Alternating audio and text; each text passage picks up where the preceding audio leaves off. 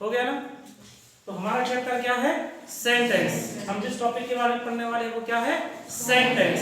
देखो अंग्रेजी में बहुत प्रकार के वाक्य बनाए जाते हैं, बहुत प्रकार के सेंटेंस बनाए जाते हैं, लेकिन मुख्य रूप से कितने प्रकार के बनाए जाते हैं? 4। कितने प्रकार के? 4। उनके विषय में हम पढ़ेंगे। तो उससे पहले हमको ये पता होना चाहिए कि सेंटेंस आखिर है क्या।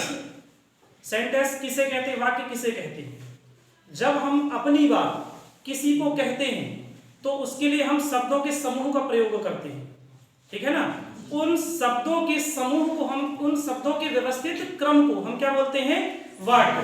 क्या बोलते हैं? वाक्य। अब बात ये आती है कि वाक्य बनाने के लिए हमको किस किस चीज की आवश्यकता है। भाई किसी भी चीज को बनाने के लिए कुछ जरूरतें होती नहीं होती। तो वाक्य की रचना करने के लिए हमको 3 चीजों की आवश्यकता पड़ती है जनरली। पहला है कर्ता, दूसरा है क्रिया, ठीक है, और तीसरा क्या है? कर्म, कि हम कौन सा कर्म कर रहे हैं। कर्ता को अंग्रेजी में क्या बोलेंगे हम? सब्जेक्ट। क्या बोलते हैं? सब्जेक्ट। क्रिया को क्या बोलते हैं? वर्ब। और इसको क्या बोलते हैं? ऑब्जेक्ट। ठीक। अब हम ये जानते हैं कि कर्ता आखिर है क्या चीज। कर्ता मतलब जैसे कोई काम कर रहा है, मैं आम खाता हूं, तो आम खाने का काम कौन कर रहा है? मैं। तो मैं क्या हूं? कर्ता। ठीक। इसके बाद बात करें क्रिया, जिसको हम अंग्रेजी में क्या बोलते हैं? वर्ब। तो वर्ब किसे कहेंगे? क्रिया क्या होगी? जो हम खाने की क्रिया कर रहे हैं, मतलब आम को जो खा रहे हैं वो खाना हमारी क्या है? क्रिया है, ठीक है। और हमारा ऑब्जेक्ट क्या हो गया? कर्म क्या है? आम खाने का कर्म कर रहे हैं, तो आम हमारा क्या हो गया? ऑब्जेक्ट हो गया। ठीक। अब देखो अंग्रेजी और हिंदी में जो वाक्य रचना की जाती है वो थोड़ी डिफरेंट टाइप की होती है। कैसे डिफरेंट होती है इस चीज को समझ लो। मान लो बस हमने हिंदी में एक वाक्य बनाया कि मैं आम खाता हूं, यही है। अगर ध्यान से देखोगे तो मैं क्या है? ये आपका कर्ता हो गया, ठीक। आम क्या है? कर्म है, और खाना क्या है? क्रिया। तो इसमें हम क्या देखते हैं कि पहले आया है कर्ता, फिर है कर्म, और अंत में क्या है? क्रिया। इसी सेंटेंस को अगर हम अंग्रेजी में ट्रांसलेट करें तो क्या बनेगा? ये आई ईट अ मैंगो, ठीक। ये हमारा अंग्रेजी का सेंटेंस बना। अब यहां से देखोगे आप तो आई हमारा क्या है? सब्जेक्ट, ठीक। ईट क्या है? वर्ब है, और ए मैंगो क्या है? ऑब्जेक्ट। मतलब इसका अंग्रेजी का जो सेंटेंस बनाने का जो क्रम है वो कैसा है?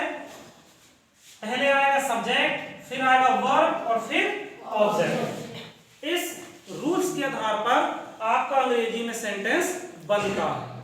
बात समझ में आ गई? इतना सबको क्लियर हो गया? चलो आगे देखते हैं हम। अब हम पढ़ते हैं सेंटेंसों के प्रकार के बारे में, ठीक है। देखो सबसे पहले जो सेंटेंस होता है वो होता है साधारण। साधारण वाक्य बोलेंगे इसको हम, साधारण वाक्य। इसी को अंग्रेजी में हम बोलेंगे सिंपल सेंटेंस। क्या बोलेंगे? Simple sentence. मतलब ऐसा सेंटेंस जिससे साधारण बातों का पता चले, जिसमें कोई विशेष ना हो, उसको हम साधारण या सिंपल सेंटेंस अंग्रेजी में बोलेंगे। फॉर एग्जांपल के लिए हम ले लेते हैं, उदाहरण ले लेते हैं। उदाहरण के लिए जैसे मान लो बात, मैं आम खाता हूं, सीधी सी बात है, सिंपल सा है, ठीक है ना।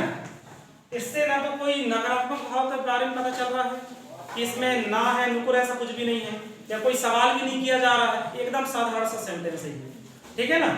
अब हम दूसरे की बात करें तो दूसरा होता है नकारात्मक।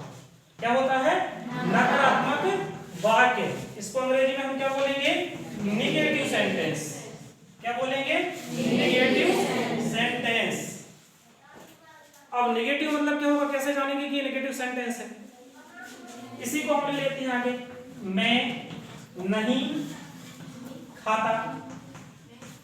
अब यहां जो नहीं आया है इससे नकारात्मक भाव प्रकट होता है, ठीक है ना। तो ये इसकी पहचान है कि ये कौन सा सेंटेंस है? नकारात्मक है। इसके बाद जो तीसरा सेंटेंस होता है उसको बोलते हैं हम प्रश्नवाचक। क्या बोलते हैं? प्रश्नवाचक वाक्य। इसको अंग्रेजी में हम क्या बोलते हैं?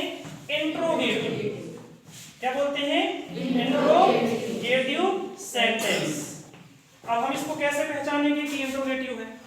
देखो प्रश्नवाचक में क्या हो गया, कब, क्यों, कैसे, क्यों इत्यादि वाक्य सबसे पहले आएंगे और जो वाक्य रहेगा उसके अंत में ये एक सांप लहराएगा जिसको हम क्या बोलते हैं? प्रश्नवाचक चिन्ह।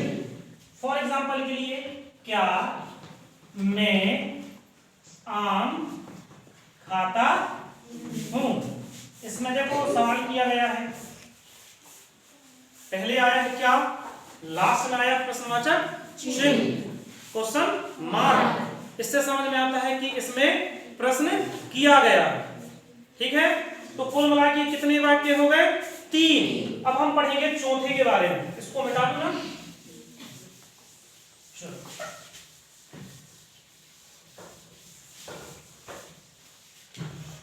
इसके बाद जो चौथा टाइप है उसको बोलते हैं हम मिश्रित वाक्य। क्या बोलते हैं? मिश्रित वाक्य। इसको हम बोलते हैं मिक्स सेंटेंस। मिक्स सेंटेंस, इसको आप कंपाउंड सेंटेंस भी कह सकते हैं। मिक्स मतलब जिसमें प्रश्नवाचक और नेगेटिव दोनों मिक्स होते हैं। फॉर एग्जांपल हम ले लेते हैं उदाहरण के लिए,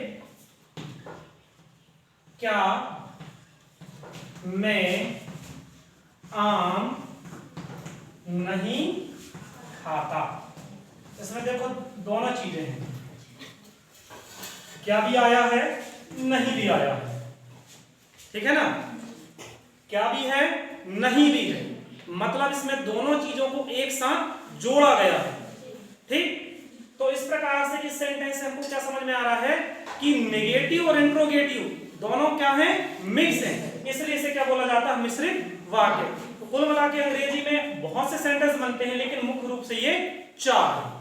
ठीक है, उसको टच कर देना।